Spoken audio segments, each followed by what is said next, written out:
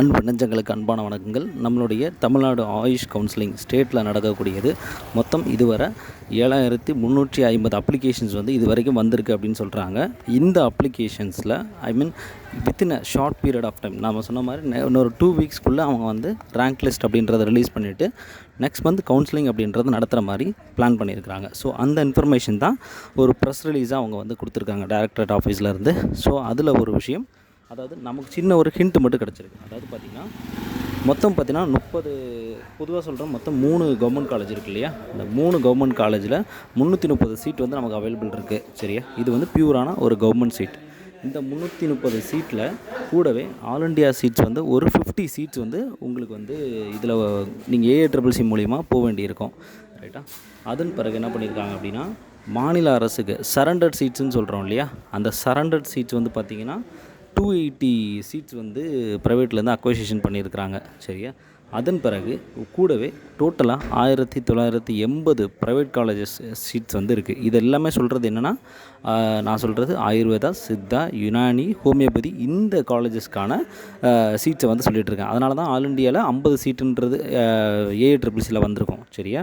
So அதன் பிறகு என்னென்னா, அந்த தனியார் கல்லூரின்னு சொல்லக்கூடிய இந்த 4 சிஸ்டத்தில் இருக்கக்கூடிய 1980 சீட்டும் கூடவே இந்த 1980 சீட்களில் 15% சீட் உங்களுக்கு எதுக்கு ஆல் இண்டியா கோட்டாவில் உங்களுக்கு நம்ம ஸ்டேட் கவர்மெண்ட்டில் ஏன்ற அப்ளிகேஷன் போட்டிங்க இல்லையா? அந்த அப்ளிகேஷன் மூலியமாக ஃபில் பண்ணப்படும்.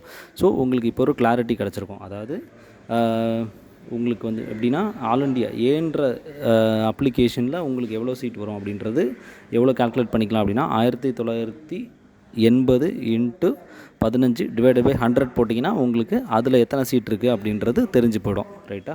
மேக்ஸிமம் ஒரு 240 அந்த சீட்ஸ் அளவுக்கு வரும் உங்களுக்கு. அதன் பிறகு மாநில அரசு சரண்டர் சீட்ஸ் அப்படின்றது 280 அப்படின்றது கிளாரிஃபை ஆகிடுச்சு. அப்புறம் ஜீன்ற அப்ளிகேஷன் போட்டவங்களுக்கு சீட் மொத்தம் எத்தனைனா 330 அப்படின்றது தெரிஞ்சிடுச்சு. சரியா? ஸோ இவ்வளோ தான் இதில் உள்ள கிளாரிட்டி. ஸோ இந்த கிளாரிட்டி நமக்கு இன்னும் within a short 2 or 3 maximum 2 வீக்ஸில் உங்களுக்கு சீட் மேட்ரிக்ஸ் அப்புறம் கவுன்சிலேருந்து அதுக்கான டேட்டா ரிலீஸ் ஆகிடும். கவலைப்படாதீங்க. அடுத்தடுத்த அப்டேட் நம்ம சேனலில் வாட்ச் பண்ணிகிட்டே இருங்க. ரெகுலராக அப்டேட் பண்ணுறோம். அண்ட் கமெண்ட்ஸில் ஷேர் பண்ணுங்கள். தேவையான இமீடியட் அப்டேட்ஸ் கண்டிப்பாக நான் உங்களுக்கு கமெண்ட்டில் கொடுத்துருவோம். அண்ட் வீடியோ மூலிமா கொடுக்க வேண்டியதை வீடியோ மூலியம் கொடுத்துட்றோம். Thank you very much. நான் என்ன தான் நான் பிஸியாக இருந்தாலும் கீப் ஆன் AACCC ஆகட்டும் அல்லது TN ஆயுஷ் கவுன்சிலிங்கான அந்த வெப்சைட் இருக்கு இல்லையா, அதை கண்டிப்பாக ஃபாலோ பண்ணிட்டு தான் இருக்கேன். அண்ட் இன்னொரு அப்டேட், இந்த நியூஸ் பேப்பர் கட்டிங்கில் வெப்சைட் நேம் தப்பாக கொடுத்துருக்கு. TNhealth.gov.in கொடுத்துருக்கு. அது தப்பு. TNhealth.tn.gov.in அதுக்கப்புறம் ஒரு TN டாட் வரும். ஸோ மிஸ்டேக்லி உங்களுக்கு டைப் பண்ணியிருக்காங்க. ஸோ இந்த வெப்சைட் யாரும் ஃபாலோ பண்ணிட்டு இருக்காதீங்க. நான் சொல்கிற வெப்சைட்டை கரெக்டாக ஃபாலோ பண்ணுங்கள். இன்னொரு முறை ரிப்பீட் பண்ணுறேன். TNhealth.tn.gov.in இதுதான் இதில் உள்ள procedure. So keep on following. வேறு ஏதாவது அப்டேட்ஸ் கண்டிப்பாக சேனலை ஃபாலோ பண்ணிங்க.